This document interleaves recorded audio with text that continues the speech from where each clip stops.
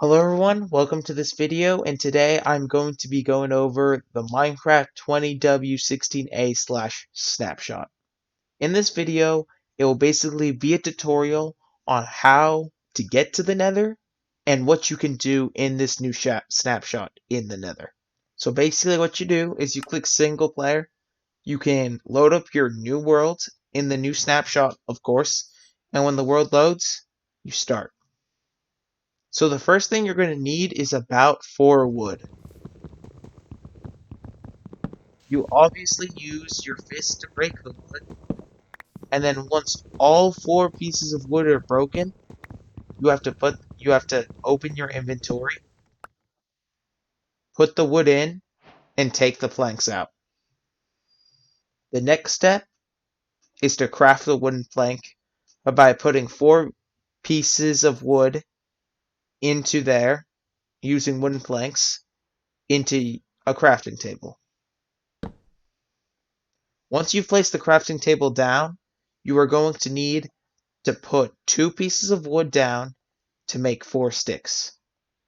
You might want to put 2 more pieces of wood down to make 8 because you're going to need to use a lot of sticks in this. The next thing to do is put 3 pieces of your wooden planks at the top and 2 of your sticks at the bottom like this. After that, you have to take your pickaxe out and you have to close the exit the crafting table. The next step is to get 3 stone. You get stone by mining stone with any of your any pickaxe of any type, and it becomes cobblestone.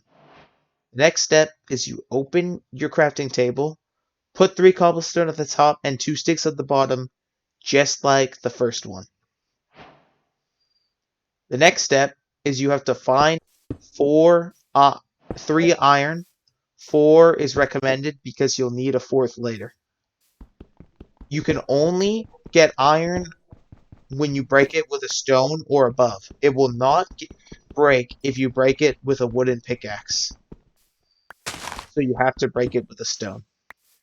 The next step is finding 8 more stone, which is very easy to find if you just mine underground. After you collect your 8 stone, it will then again turn into cobblestone. You can break stone with any pickaxe. The next step is to craft a furnace, putting the cobblestone in a crafting table like this. Next step is after you grab the furnace, you have to place it down. The next step would be to mine around till you find coal. You can mine coal with anything, including a wooden pickaxe. After that, you have to put the coal at the bottom of the furnace and put the iron that you have found in there. Finding iron is very easy. You just go underground and look for it. When the iron takes time to smelt, you shall take the iron out. Once you have all of your iron, you once again go back to the crafting table, put 2 sticks at the bottom, and 3 iron at the top to make your iron pickaxe.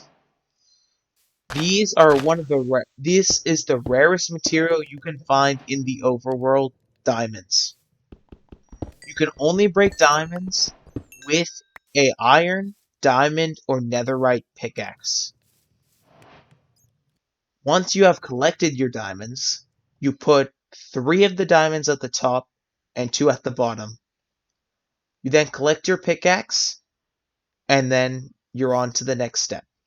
Your next step is to mine obsidian.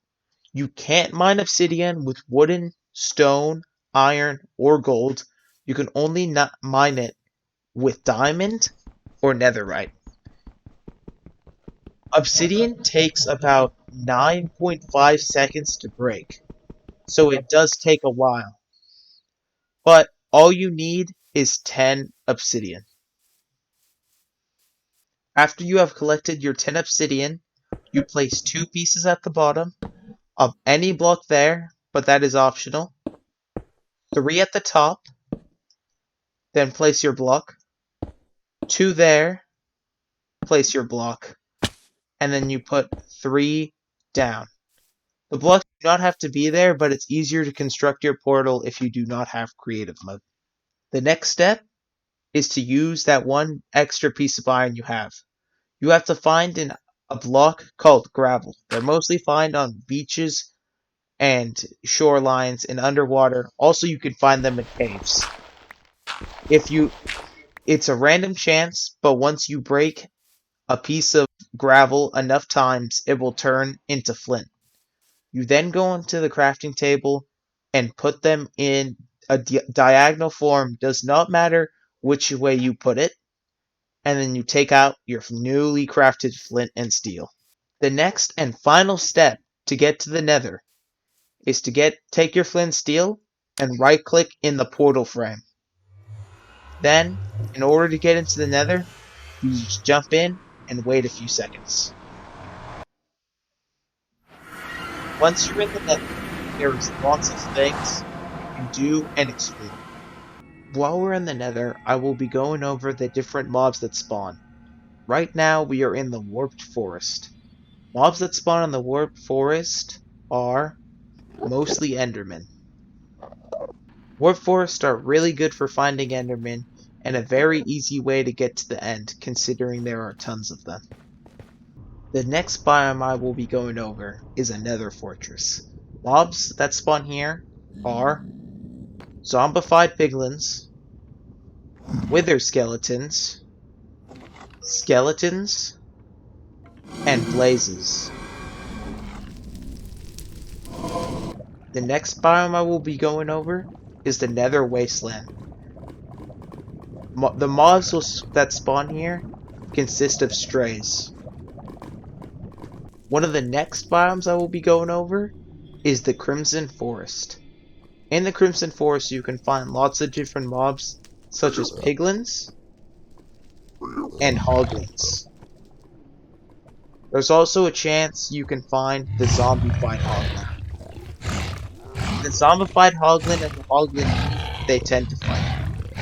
One of the final biomes I will be going over is the Nether Wastes. In the Nether Wastes, you can find zombified piglins,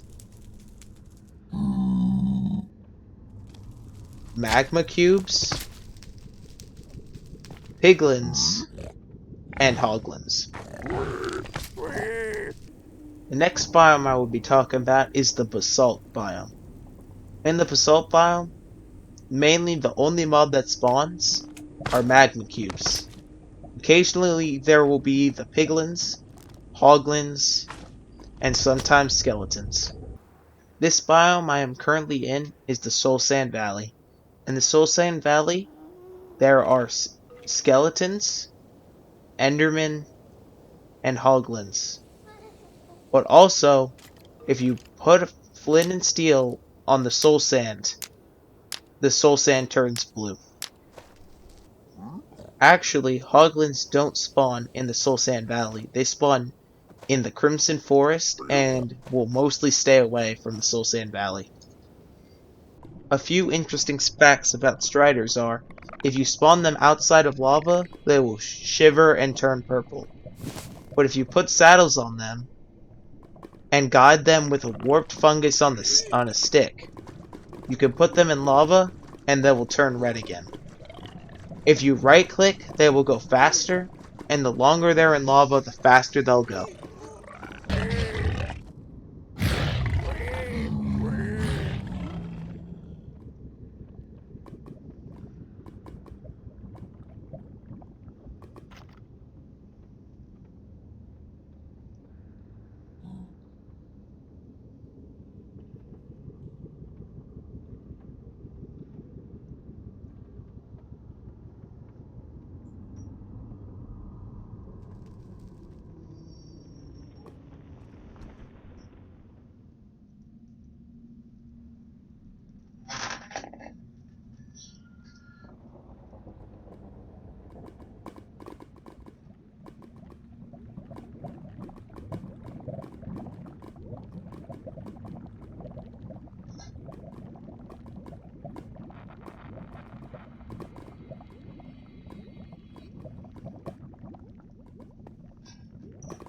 Also, you can also find these ruins in the overworld, but they also spawn in the Nether.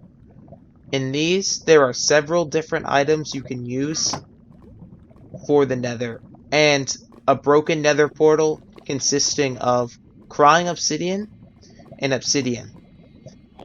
Known fact though, crying obsidian cannot be used to make an ender portal, but can be used for more uses we'll talk about soon. Also, baby striders will ride on top of regular striders' heads, but when the baby striders grow up, it will just be two big striders riding on each other.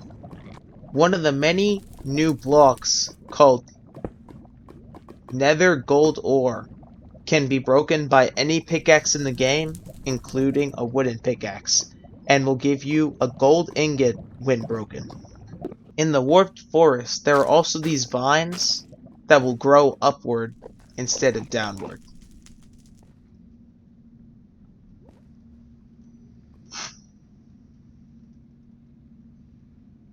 In the Crimson Forest and the Warped Forest, there are these woods, Warped Stem and Crimson Stem, that will each be crafted to turn in their opposite forms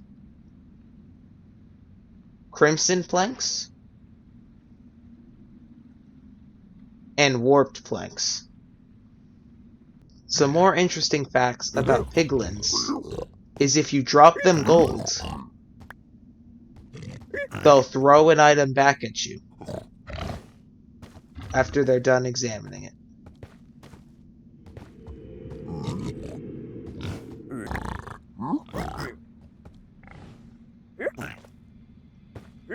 They also have a chance of dropping, if you kill them, they also have a chance to drop the gold and the items they're holding.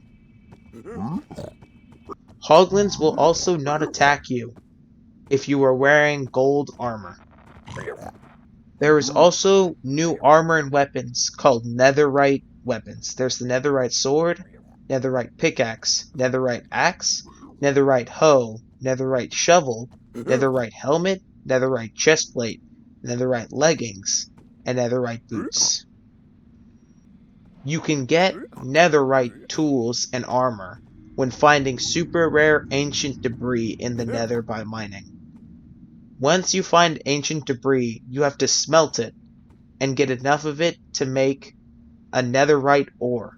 Once you get netherite ore, you craft it with diamonds to create netherite tools and armor.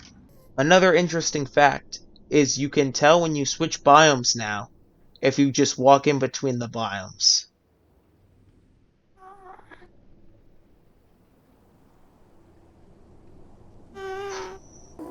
There is also new basalt pillars, which is in a form in Minecraft as dried lava.